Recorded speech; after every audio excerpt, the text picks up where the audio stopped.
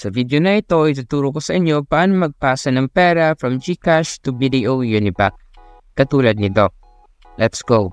Unang gagawin is buksan muna ang iyong GCash app. Click transfer. Then mapupunta kayo dito. Scroll down ka lang hanggang makita mo ang icon na ito. View all. Kapag nakita mo na, click mo ito.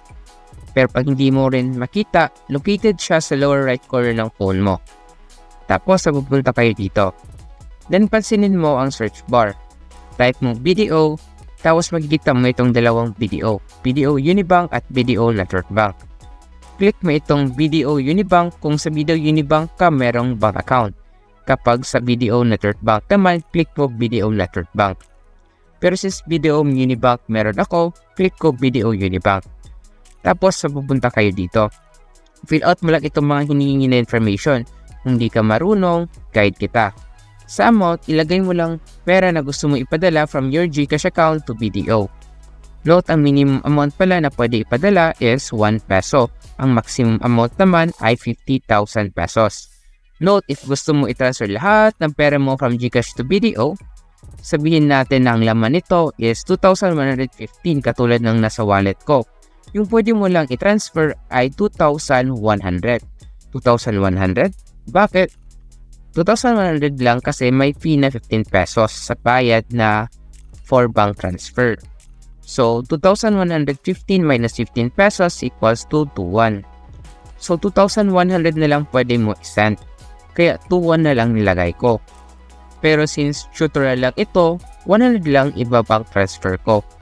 Kaya ginawa kong 100 instead of 2,1 kanina. Sa account name naman, ilagay mo lang full name na ginamit mo sa iyong BDO Unibank account. Tulad ng ginawa ko. Sa account number naman, 12 digits po ito. If natatandaan mo, lagay mo lang dyan tulad ng ginawa ko. Tanong, saan ko po ba yan makikita? Nakalimutan ko kasi BDO Unibank account number ko. Gusto ko i-double check baka kasi mali na alala ko, sayang yung pera. Malaki-laki din naman. So to double check, gawin mo is open your BDO app in your phone. As you can see, dalawa na po yung BDO app ngayon. Yung BDO Digital Banking, yung luma at mapapalitan na soon ni BDO Online. Kaya if wala ka pa BDO Online, punta ka sa Play Store at mag-install ka na. So let's say BDO Digital Banking ka pa rin muna, mag-open hanggang pwede pa. Ito na interface makikita mo. Login ka lang, tapos makikita mo ito. Click mo yung savings account mo, tapos magpupunta ka dito. Kung saan makikita mo account number mo.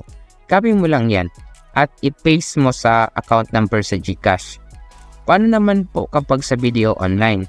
Buksan mo lang din tulad ng ginawa natin kanina sa BDO Digital Banking. Dito, login ka lang, then makikita mo ito. Click mo lang ito, tapos pupunta ka dito. Click mo details, tapos pupunta ka dito. Kung saan makikita mo ang account number mo. Para makita buo account number, click mo lang itong mata. Tapos makikita mo na lahat ng account number mo.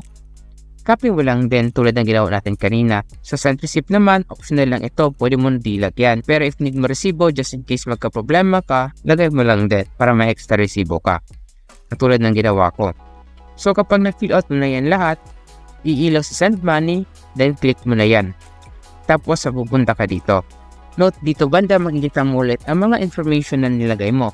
Check mo lang kung tama na lahat. Kapag may mali pa, click mo itong back arrow para ma-edit mo pa. Kung tama na lahat, scroll down ka lang hanggang makita mo ito. Tapos i-check mo itong box tulad ng ginawa ko at click mo pay. Tapos pupunta ka dito at may matatanggap ka na OTP na makikita mo sa message mo. 6 digits yan, tandaan mo yan at i-type mo dito.